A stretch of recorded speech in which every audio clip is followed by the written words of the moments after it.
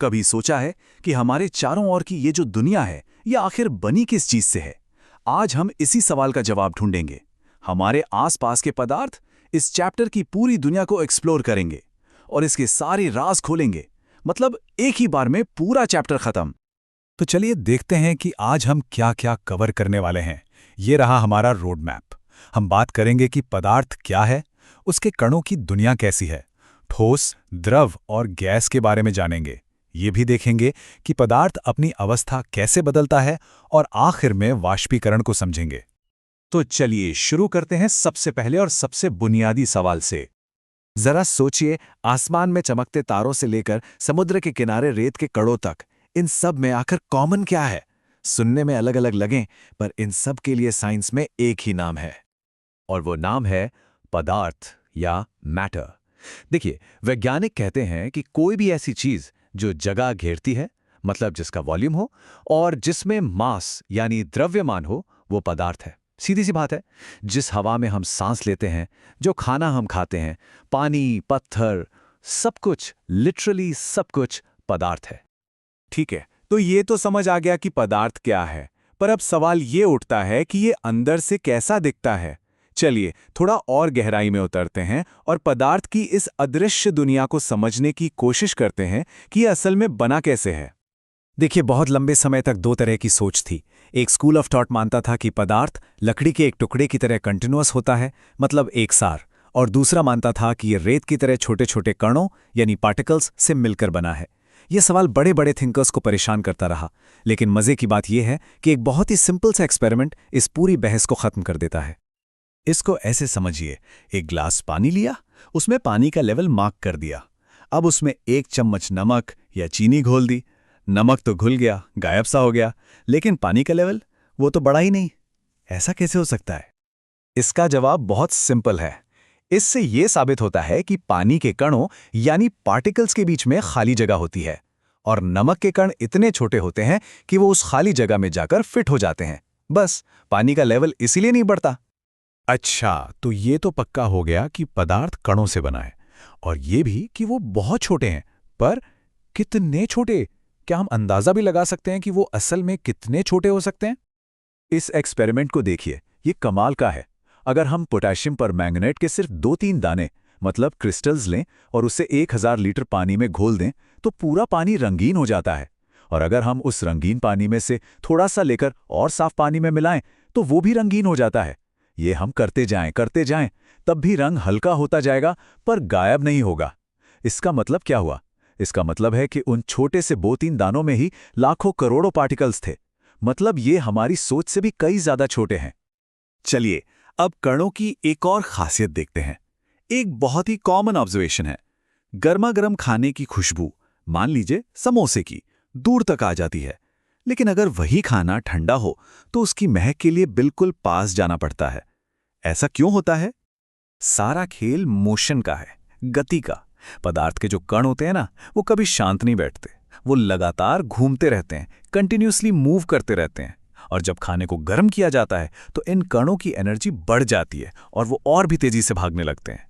फिर ये खुशबू वाले कण हवा के कणों से मिलकर दूर तक फैल जाते हैं। बस इसी इंटरमिक्सिंग को साइंस की भाषा में विसरण या डिफ्यूजन कहते हैं। और एक आखिरी बात इन कणों के बारे में, ये एक दूसरे को अट्रैक्ट भी करते हैं। इनके बीच एक फोर्स ऑफ अट्रैक्शन होता है। इसी फोर्स की वजह से पदार्थ एक साथ जुड़ा रहता है। अब ये फोर्स कितना स्ट्रांग है, ये पदार्थ पर डिपेंड करता है। जैसे पानी में ये फोर्स कमजोर होता है, तो एक गोताखोर आसानी से पानी को काट सकता है। लेकिन लकड़ी या लोहे में ये फोर्स बहुत स्ट्रांग होता है, इसीलिए उन्हें तोड़ने के लिए बहुत ज्यादा ताकत चाहिए।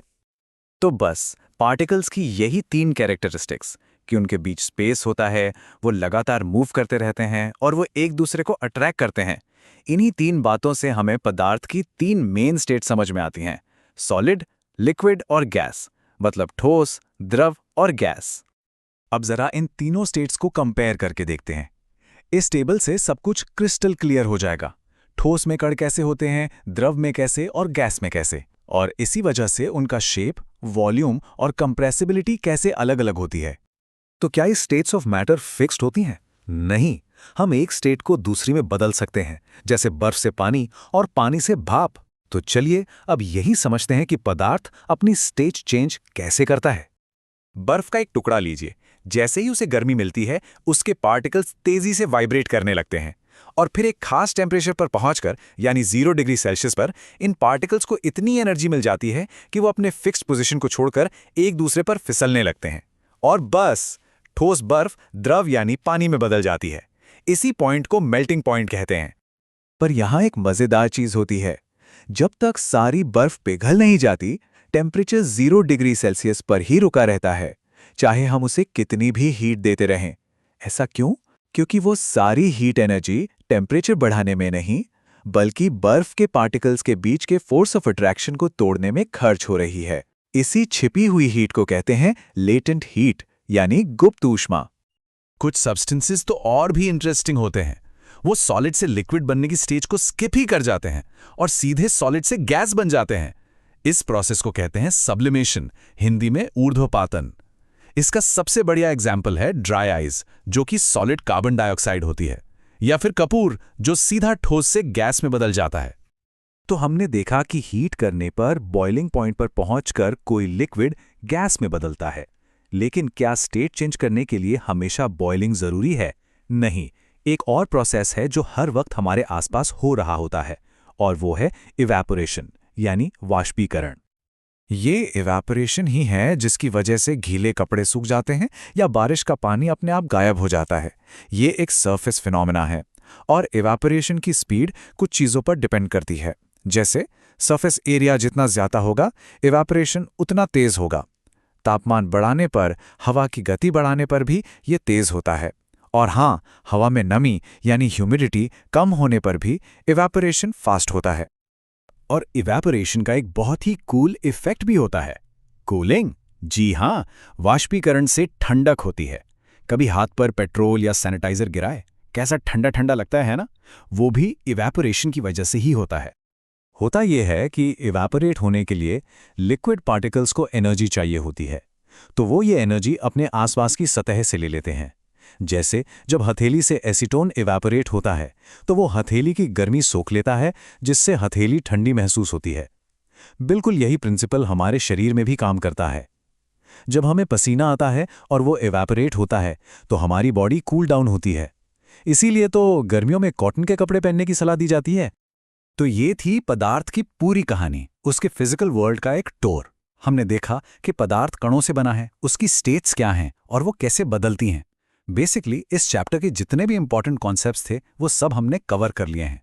लेकिन ये सब फिजिकल चेंजेस थे, जहां पदार्थ की आइडेंटिटी नहीं बदली। बर्फ, पानी और भाप तीनों हैं तो H2O ही। पर क्या हो जब पदार्थ खुद ही बदल जाए, उसकी केमिकल आइडेंटिटी ही चेंज हो जाए? खैर, वो कहानी है केमिकल चेंजेस की, जिसे हम किसी और दिन एक्सप्लोर करेंगे।